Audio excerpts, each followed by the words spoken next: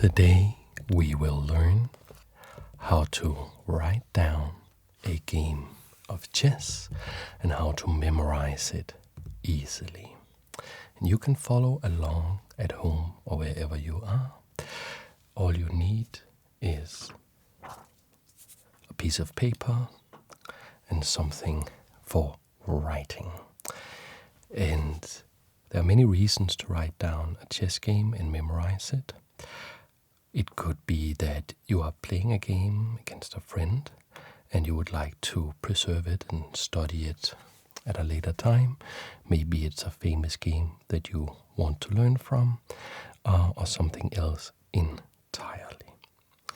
The good news is that this is super duper easy, and it's also going to be quite relaxing. So the game that we are going to write down and memorize is played in 1891. We have Joseph Henry Blackburne with the white pieces playing against someone named Blanchard with the black pieces. And this is one of these games that is from a blindfold exhibition where Joseph Henry Blackburne with the white pieces was playing 10 people at the same time while he was wearing a blindfold. So I'll go over the game and I'll call out the moves and teach you how to write them down as we go over it. Then when we have done that, it's time to start working on memorizing the chess game. But first, let's thank our sponsor, Brilliant. Brilliant is where you learn cool stuff by doing cool stuff. They have thousands of interactive lessons in math, data analysis, programming, and AI, and you learn about the subjects through these super cool little mini games that teach you everything through first principles. Economy has always been a bit of a scary subject for me. It is, however, also an extremely important subject, and I'm therefore super happy that Brilliant can make it easy and intuitive for me to learn. It has really been very helpful in my work here on YouTube. Is there something you want to learn? To try everything Brilliant has to offer for free for a full 30 days, just visit brilliant.org/ASMRchess, or you can scan the QR code on screen or use the link in the description. The link also gives you a 20% discount on an annual premium subscription. Okay, so let's get started writing down this game, and after we have written it down, we will start on working on memorizing it. So chessboards sometimes have coordinates. Maybe you have seen that. Mine doesn't, but the coordinates always work in the same way.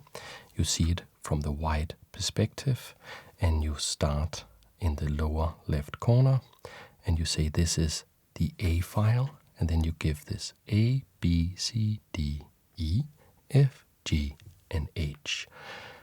And then we have the ranks going down the board, and we start with 1, 2, 3, 4, 5, 6, 7, 8. So what would this square right here be? Well, that would be A, B, C, D, E. 1, 2, 3, 4. E4. This can be made easier, of course, if you get a chessboard that has the coordinates written down. Many chessboards have. So the first move is pawn to E4, like so, by Blackburne. How will we write that down? First, we put a 1 there, which indicates that this is the first move of the game. So it's a 1 and a dot. Then we recognize that it's a pawn moving, and we don't have any special designation for a pawn. When it's a pawn moving, we simply write the destination square. So the pawn is going to E4. So we put a lowercase e, because the squares all have names from lower cases, and a 4. 1.e4. That's the first move of the game. Now for black's reply. To go over to black, we put a little comma here. So we know that now it's time for black's move. And black's move is going to be e5. e5 simply written down as a lowercase e and 5. Now it's time for the second move of white. So we put a 2 here and a dot. So now we are in turn 2. And what move did Blackburne play here? He played something known as the King's Gambit opening. So it's the King's Gambit because it's the King's pawn being offered up as a sort of little trick to gain some time. So he plays pawn to f4, simply written down as f4. We put the comma, so we know that it's now time for black to move. And black does not play a pawn move, so now it's time to learn how to disambiguate the different pieces. So he's going to move the bishop. He's going to put the bishop to c5. A, B, C, 1, 2, 3, 4, 5, c5. So how do we know it's a bishop coming there? Well, bishop starts with B, so we're going to put a capital B because the pieces, not the pawns, but the pieces, they use capital letters to designate which piece we are talking about. And now we simply write the destination square, so it would be capital B and then lowercase c, because it's a square, and 5. So far, so good. We now put a 3, a dot, and we see what white is going to do here. White is going to play the knight coming out to c3. So you could think that maybe we would write this as a capital K and then lowercase c and a 3. However, the K is reserved for the king, so we take the next letter, which is N in knight, which is also how you pronounce it. So we have a capital N, lowercase c, and a 3. We put a comma, and then we see what black would want to do in this position.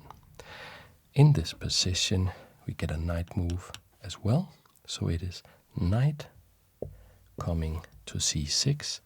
This is easy. Capital N, c6. Blackburne develops this knight. So knight coming to f3. So we write a4 because this is the fourth move. Then we write capital N, small f, and a 3 and a comma to say that it is now black to move. And here we are going to learn a new thing, because what's happening on the chessboard right now is that the action is really starting to ramp up, and we are going to see some captures. How will we write down captures? We have E, the pawn on E takes on f4. We would say that as E takes f4, and we will also write it like that. So we don't have any designation letter for the pawn, so we will just write E, lowercase e, and then for takes or captures, we write an X. So EX, E takes, and then whatever is being captured, so that is f4. We don't have to say that it's a pawn. It doesn't matter what piece is being captured. It just matters what the destination square or the square of the capture is. In this position, Blackburne is getting ready to take the center and place pawn to d4 like so. So we write a5, this is the fifth move, a dot, and then we write d4, comma. So now it's time for black to move. And I would like to do just a little ad here, not for a sponsor, but for my Patreon. When I was memorizing this game myself to make this video, I created a study on Lichess, which is a tool, online free tool that you can go in and use to analyze chess games. And if you want to see that study and see the notes that I wrote while working to memorize this game, then that's available for the patrons of this channel, as well as many other things, exclusive videos, access to the ASMR Chess Discord, and a lot of good stuff. And you can find all of that on patreon.com/ASMRchess. With the pawn to d4, we see the point of the king's gambit, which is to give up a pawn to establish a center pawn duo, which in this case is even protected by a duo or a team of knights. This knight protecting here, this knight protecting here. Also the queen is protecting here, so we cannot come in and capture this pawn, meaning that this bishop is attacked. And to get the bishop out of the way of this attack, Blanchard with the black pieces played bishop to b4. So we will write that down after the comma with a capital B and a lowercase b, because now it's a square, and then a4.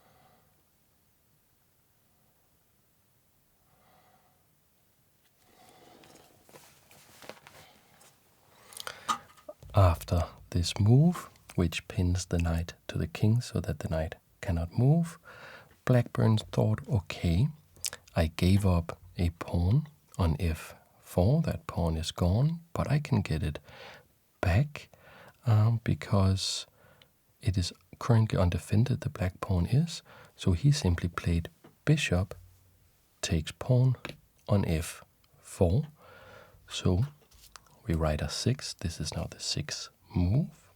We'll then put a capital B for the bishop. Then remember this bishop captured here, so we put an X, meaning that the bishop is going to capture something. And what is this square? It is f4, so we put lowercase f and then a 4, comma, indicating that it's now black to move. Black needs to challenge the center of white. This is too strong with control of all these squares. The knight is currently pinned, but in principle it could soon also be looking at d5. So pawn to d5, challenging this center.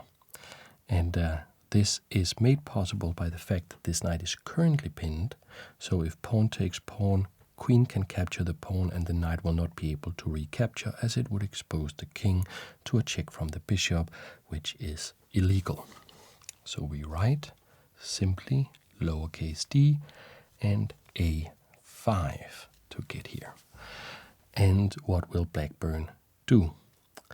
Blackburne is not going to capture this pawn. He's not going to say that, yes, you can put your queen out. No, he wants to be very aggressive, as he almost always was. This game was played in 1891, the Romantic era of chess, where it was all about spectacular attacks, beautiful sacrifices, and the creativity of chess.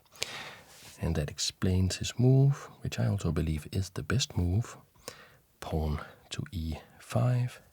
We write a 7, indicating the 7th move, and simply e5. we put the comma there. Now, the player with the black pieces made what I would say is a positional mistake, which was to neglect what we would call development of his pieces. You see a lot of pieces still here on the back rank, and instead of trying to get those out, he captured the knight here on c3 with the bishop.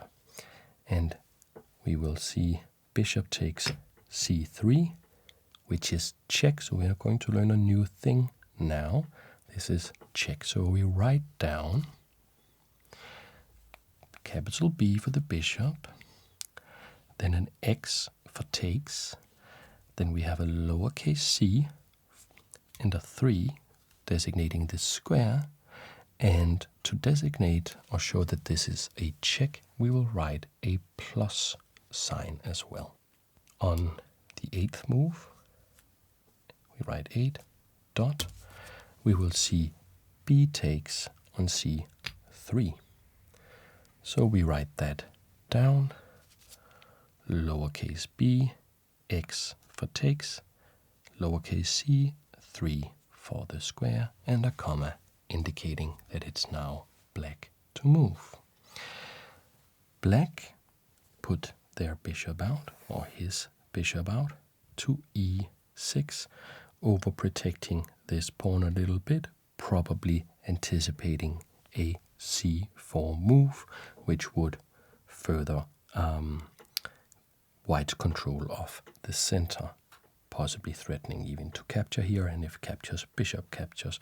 So bishop e6 is an attempt to stop all of that. We write a capital B, and then e6, then new line, 8 dot, and a 9, or rather a 9 and 8 dot, and let's figure out what white would like to do in this position.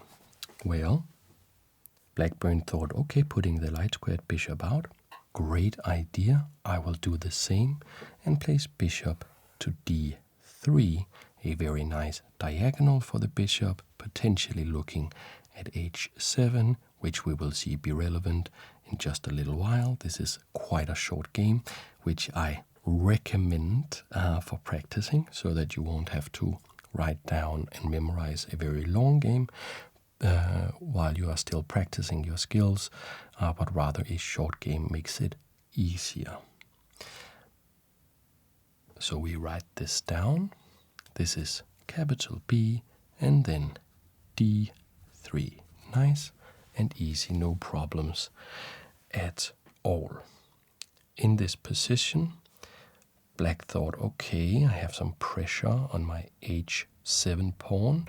I also could be worried that a knight could come to g5 with more pressure on the h7 pawn, pressure on the bishop, and pressure on f7, and therefore we saw pawn to h6 getting out of the attack and controlling g5. So after bd3 on the 9th move, and we have the comma, we then put simply lowercase h and 6 indicating pawn to h6.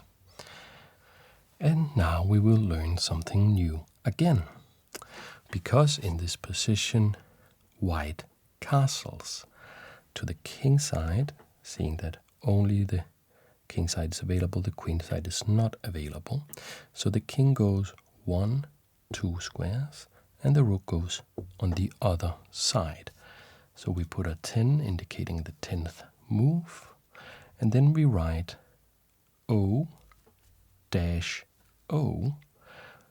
which means short castle. How would we write, if this was the position, how would we write long castle?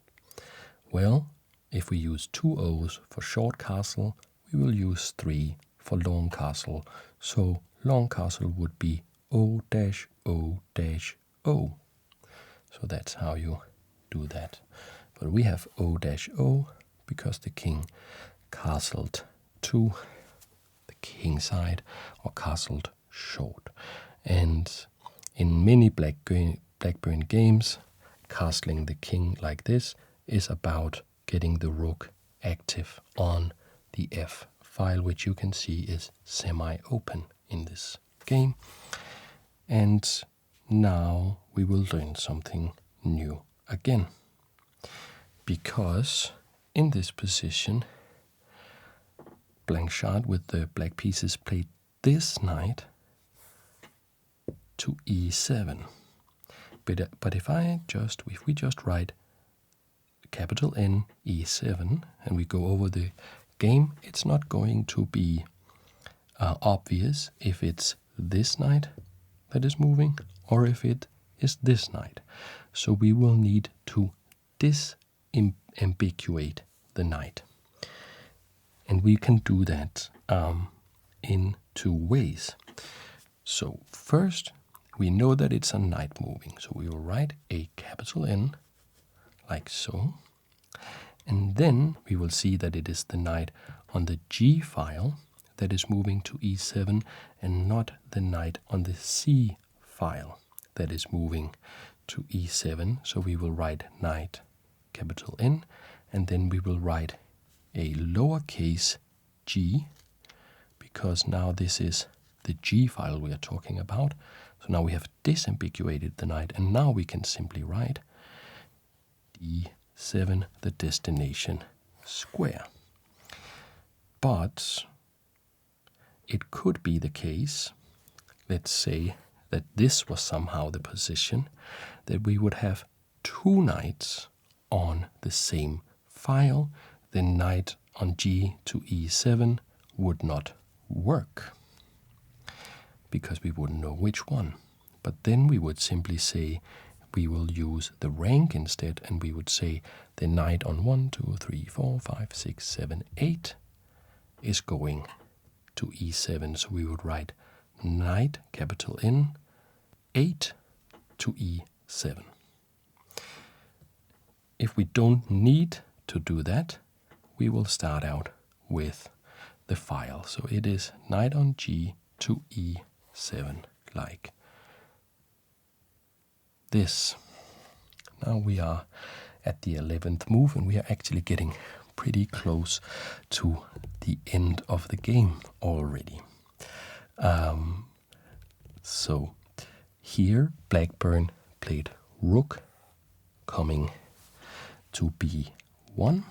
So the rook is a piece we haven't really looked at yet, but rook starts with R, so we just put capital R, uppercase R, I guess, and then lowercase b and a 1, rook to b1, after we have the 11th move and a little dot. So 11 dot rook b1 and comma. This move attacks the b7 pawn. In order to have this pawn protected, Blanchard plays pawn to b6, which we simply write b lowercase b and a 6. So now we are at the 12th move. We write 12 and a little dot, and there is only one move that we need to complete development for white, and that is the queen. It's also the last piece that we don't know what letter to use for, but I guess maybe you can guess. So the move is queen to d2, forming a battery with the bishop looking at this h6 pawn. Queen d2.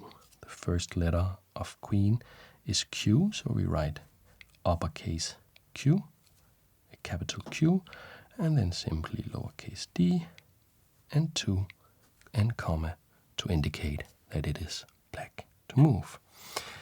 And black has not really seen the danger of this position and castles into the raging attack. So black castles short. Do you remember how we would write that down? Exactly. O dash O. So that is how we write that down. And from here there is a winning combination that Blackburne will exercise on the board. And it starts with bishop backed up by the queen captures on h6, a little sacrifice. So we put 13 dot capital B for bishop, x for captures, and then lowercase h, and then a 6 captures h6, comma, indicating black's move. Black plays pawn on g, captures on h6. We write that lowercase g, x, h6. Then we put 14 like so, and a dot. And then we have, of course, queen takes on h6, the point, which is written capital Q, x, h6. And the x's are lowercase, by the way. So, what is this position about? We can see that a checkmate is threatened. Queen coming to h7 would be checkmate. So in order to block this move, we see the knight coming from e7 to g6, blocking this bishop. So we write that, comma, knight, capital N, and then lowercase g and 6. Blackburne is thinking, okay, let's just finish this game off in typical spectacular fashion. Let me play knight g5 and now threaten the checkmate again. So we put 15 dot capital N g5, comma. So this checkmate is threatened. What to do about it? How to stop this from being checkmate? We have to make some room for the king. So black plays rook coming to e8. So capital R and then lowercase e and 8, like so. And this is a little puzzle maybe that you can see if you can figure out how to force checkmate from here. And little patron spiel again, of course, on the Patreon there's also weekly puzzles for you awesome people to enjoy. So what would be a winning move here? Not checkmate immediately, but very, very soon. We would like our queen to be able to go check and takes here with checkmate. But the bishop is currently defending this square. So how to deal with that? How about R, X, F7? Rook takes on F7. So we put down 16 dot capital R, lowercase x, lowercase f, and a7, and a comma indicating black's move. It is hopeless now. The checkmate here and here are both threatened, and we do see capital B, X, F7, bishop takes F7 by black, but maybe you can finish off the game checkmate in 2 moves from here while I write this down. Capital B, X, lowercase f, and 7. That is very good. The final moves of the game are 17 dot queen h7. Just a little note from ASMR Chess in the editing room. Queen to h7 in this position is check, and we show that it's a check by, after writing q h7, we put a plus sign there, so that indicates that it is a check. Capital Q, lowercase h, 7, comma, forcing the only move in the position, king coming to f8, and we write that down, capital K, and then F8. And the last move of the game, we put 18 dot Q, capital Q, X, F7, and we're going to learn a little new thing here. So we put capital Q, X, lowercase f, 7, and then we put the hashtag sign like so, and that indicates checkmate, that indicates the end of the game. After this, you would write 1-0, indicating that white won the game. Conversely, 0-1 would be that black won the game, and 0.5 or the half sign dash 0.5 or the half signs indicates a draw.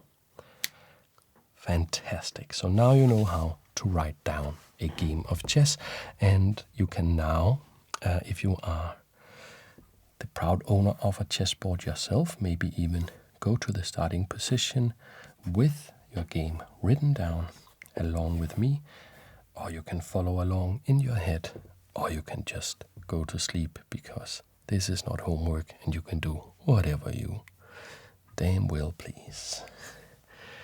We're just relaxing and learning a little bit in whatever way you see fit. So put up the board again from the starting position, and now it is time for us to work on memorizing the game from our written score sheet. So we can read that the game begins with e4 and e5. And the first thing that I really should note is that the worse you are at chess, the harder it is to memorize the games. But that is not a problem, because you get better at chess by memorizing games, and you get better at memorizing games by becoming better at chess. So this is a sort of secret little extra way that you can practice your chess. One way that chess knowledge helps in memorizing games is, for instance, the names of the openings. So I know that this pawn to f4 move, which is the next one, is called the king's gambit. And what you can do is you can take your pen, and then after the f4 move, you can insert a little parenthesis writing down king's gambit. This is called the king's gambit. So that is a way for you to practice both of your chess knowledge, and your memorization skills. In this position, we have to figure out what black is playing. And we can look in our notes, but we can also try to see if we can remember. And looking at the board, we can see that this pawn here is threatening to capture here, which seems like an obvious thing to consider. And for me, it sort of screams out, having just looked at the game, that this is not played. So we could say that this is a declined gambit, because black does not accept this pawn. Not right away, anyway. So instead of this, what is played? And what is played is bishop coming to c5. This is one of those moves that are really hard to remember, because there are so many moves that black could play in this position. Pawn takes, the knight coming out, pawn to d6. A lot of moves are possible in this position, which makes it harder. So the you have to focus most of your memorization energy on those positions, particularly in the beginning of the game, where there are many options. Later, as the position gets more complicated, it becomes easier for us to remember, paradoxically, but I will explain all about that when we get to a more complicated position. Again now, there is a bunch of moves that white could play, and we will have to sort of hard code into our brain the next couple of moves. That's where we put our focus and our energy, and then the rest will be much, much easier. So after bishop c5, we get a knight out. And when I had to memorize the game, I thought, okay, which knight? Well, the bishop went to the c file, therefore the knight comes to the c file, knight to c3, which also helps us understand the next move, which is also a knight move, coming to the c file, knight to c6. And Blackburne's very principled in this game and plays both of his knights out before the bishop's coming out. And the last move here, knight coming to f3, we can start still one of those that's pretty hard, but it's not that many moves. So once you go over it a couple of times, it will get easier here, and soon we will get to the more easy part. And this is a little bit easier because we can kind of see what this knight is doing. It's attacking this pawn, working in concert with this pawn, asking a question like, what are you going to do now with this pawn? Are you going to protect it? Or are you going to capture? Or how are you going to deal with this pressure? Also, this knight is threatening pawn to d4 in some positions because the knight is looking out for the d4 square. And as you go over this game a couple of times, you will be familiar with some of the themes in the opening, and that will help you memorize other openings, particularly if they follow some of the same patterns, for instance, the King's Gambit. Okay, so now we go to the black side. What do we want to do as black? How can we remember it? Well, we know now it gets a little bit easier, because we know that a question has just been asked of black, which is what to do about this pawn. And in almost all cases, such questions are answered. And when they aren't answered, for instance, by what are you going to do against this attack against your queen, or I'm going to do something else, it's usually pretty spectacular. It's a sacrifice. It's the point of the game. It's the most beautiful point of the game, or the most beautiful move of the game, which makes that easier to remember as well. So we get a huge clue that it's probably something about this pawn. Now later in the game, we remember something about this bishop. This bishop wanted to come and capture on f4, which helps us understand that pawn takes on f4 is the move being played here. And this is why you have to go over the game quite a few times to get it memorized. The point of that is that you will get an understanding of where the different pieces go, and that will help you deduce along the way what must have been played. So you get all these small little memory hooks from different insights in the position that you just create yourself from your own understanding of the position, and that will greatly help you in memorizing the game. And what is the point of the King's Gambit? What is the point of many chess openings?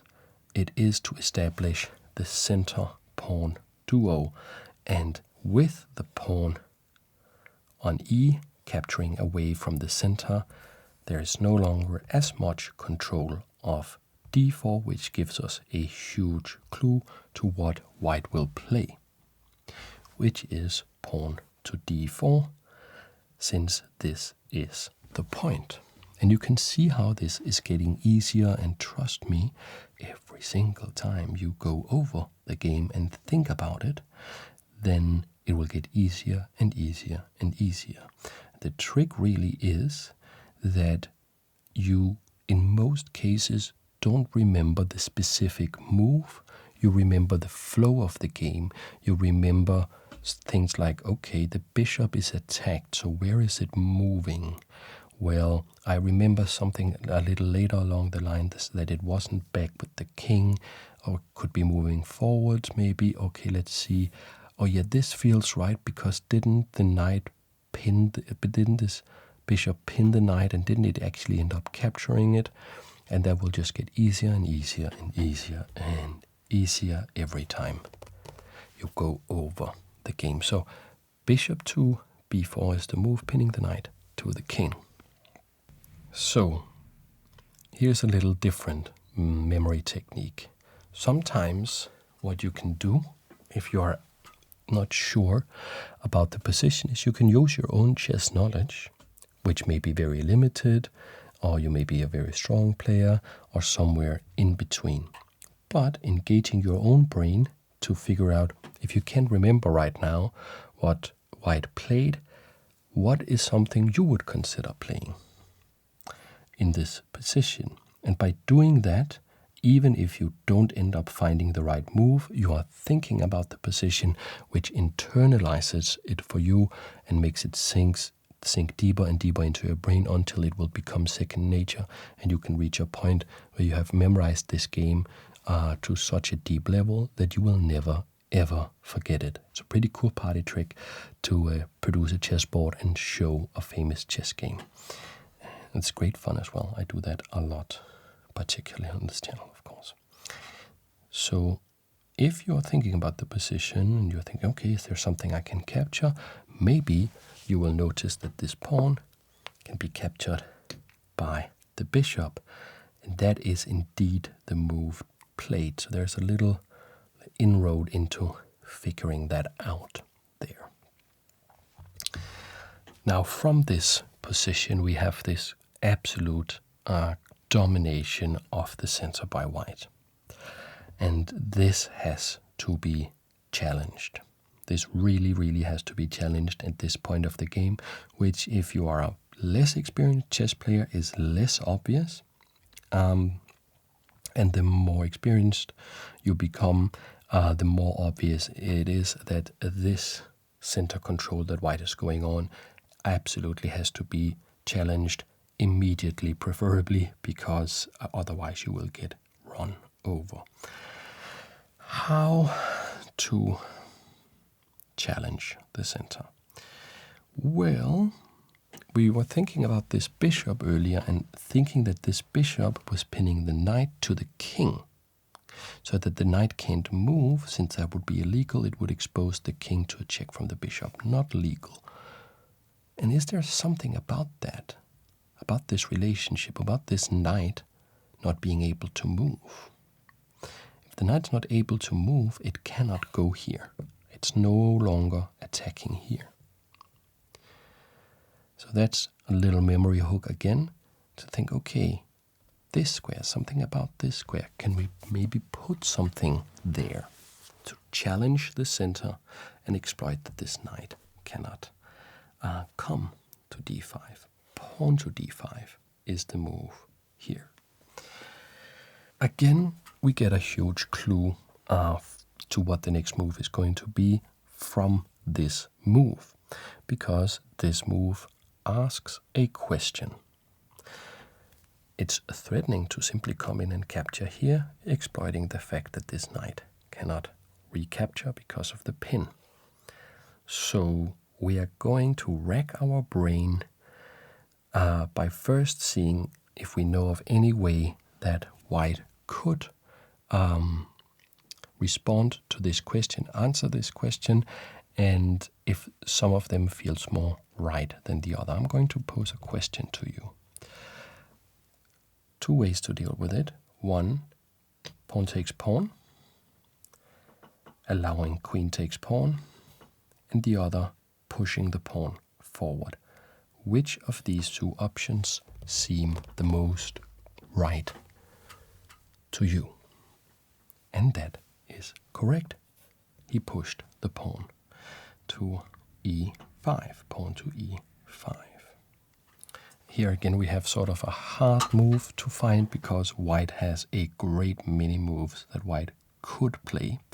So this is one of these situations where you have to figure out your own memory hook and spend more time on memorizing this particular move coming up right now than many of the other moves. So memorizing a game of chess is also about knowing where to allocate your energy. And this is one of these situations where going over it, you can see not very many questions that are super concrete being asked.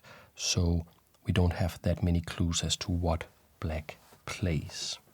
The move is bishop takes knight with check. And the way I remembered it when I was doing my memorization of this was that after this pawn was moved forward, I was getting a pawn chain on the dark squares, and I was thinking, okay, that is going to be a theme of the game. So right after this, we will get another pawn as part of this chain. Oh, that means the bishop has to take, and then pawn takes. So that's not particularly, that's not so much about chess. It's just whatever memory technique I could come up with that made it easy for me to remember one of these hard moves. Now we are getting some clues again, where after this pawn takes, we can see that white is threatening to advance this, undermine this pawn. If you capture, I can capture with the bishop, and I have these two pawns in the center. And if I don't capture, then the pawn can come in and capture here. So how to reinforce this square and stop this? Well, bishop coming to e7, looking at that square. And here's a different memo technique for what white is going to do now. So maybe you could say that not many questions are being asked of white right now, but in chess, maybe you know that you should always ask yourself, what is my least effective piece, and which piece should I develop now? And the last piece that has not been developed, the last minor piece, is the bishop. So obviously the king is not going to castle, and the queen is not going to move out just yet, because if the queen was moving out early in the game, we would have made a mental note of that, since that is unusual. And also the rook is not moving before the bishop. The heavy pieces usually get developed last, since we don't have a mental note for that being the case. We know it's going to be the light squared bishop. Also, black used a move to develop their light squared bishop. White plays a move to develop the light squared bishop. I'm going to ask you a question. Do we want it to go here or here? Here or here? That is correct. It goes here, and that we can think about what the role of this bishop is, something about threatening checkmate. We know how the game ends, and to help with the checkmate, it has to look at h7. So that is how we remember that. And what question is being asked here? Well, something about the h7 pawn.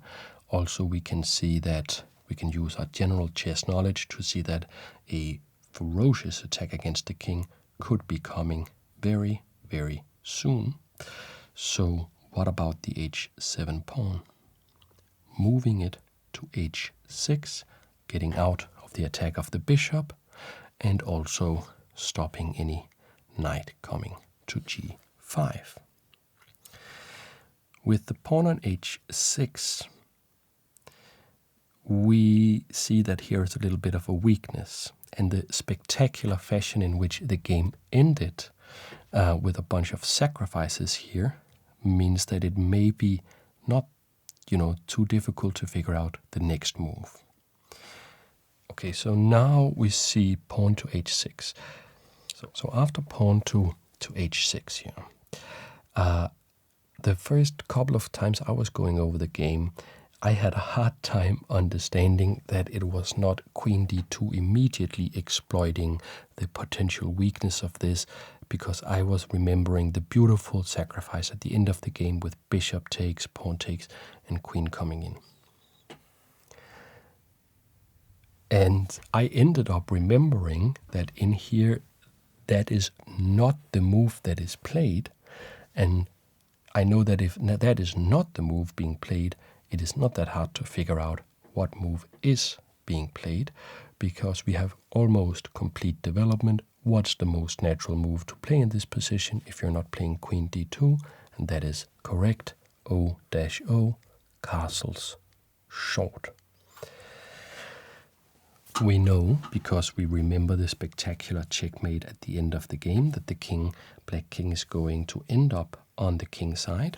So we know that the king will have to castle king side, and that means this knight will have to move. Also, it is the last piece, the last minor piece that has not been developed. And do you think it's going to f6, where it can be just captured, or do you think it's going to e7? Absolutely, it goes to e7. Here again, there is a move that's a little bit hard for me to remember, because for me, I just wanted to play this immediately and castles, and we could have the exact end of the game as we did in the actual game. So the way I remember it again is that is not what's being played immediately. If that isn't what's being played immediately, what else could be played?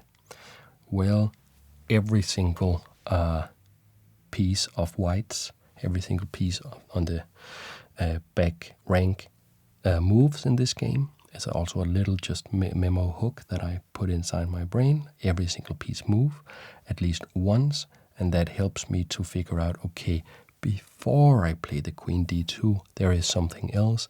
What is the piece that hasn't moved? Is the rook. Where could the rook go? Very logically, it will go to b1. What does it do on b1? It attacks b7. What is the most easy way to defend b7? That is to play pawn to b6. So that's sort of a little fragment here that actually doesn't affect the outcome of the game. It's a threat. The threat has been met, and now it's time to close the mating net. So queen d2 now. Finally, there are no other things to do, and as the last piece, the queen gets developed to d2. So the queen is the last piece being developed. And the way I remember the next move is that feels like the worst move on the board, because it directly allows white's attacking idea. And it is, therefore, it's castles. We know we're pretty close to the end of the game, so it's castles because it allows the attacking idea. And this part, for me, is not that hard to remember, because when we get to the position, what gets me the most excited is the kind of sacrifices, boom, boom, boom, coming in. Maybe that's the same for you. Everything I say, you have to not take with a grain of salt. Of course, do that with everything you hear.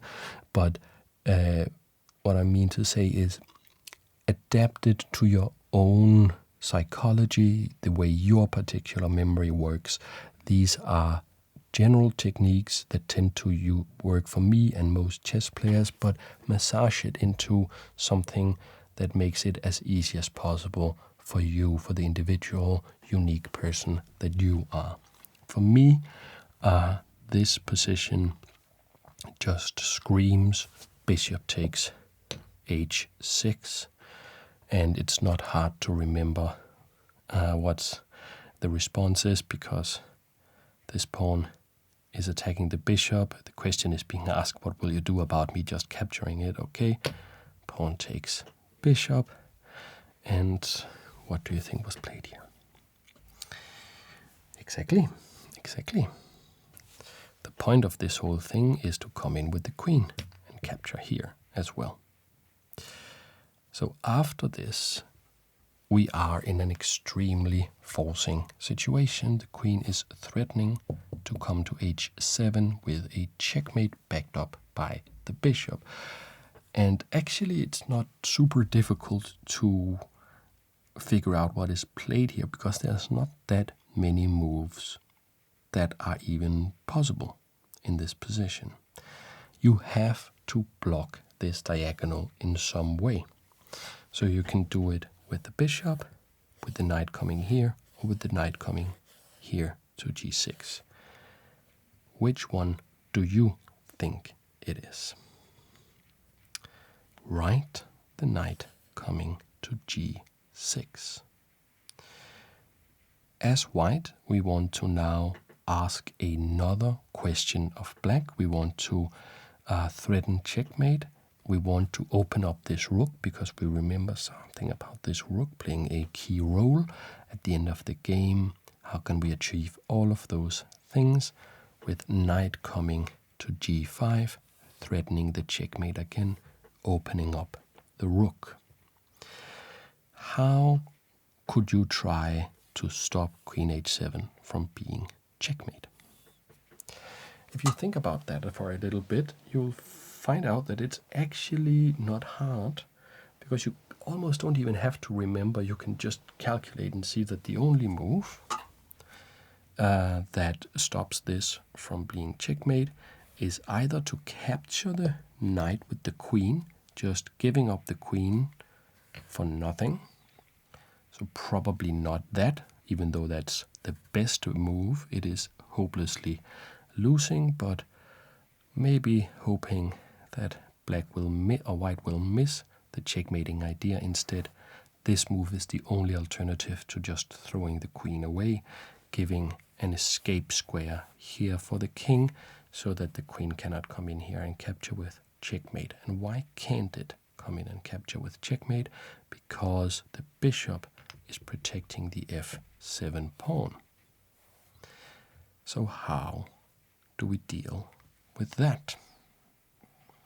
And that is the spectacular rook sacrifice. Rook takes on f7, again threatening all these checkmates, forcing therefore queen, or bishop rather, takes rook.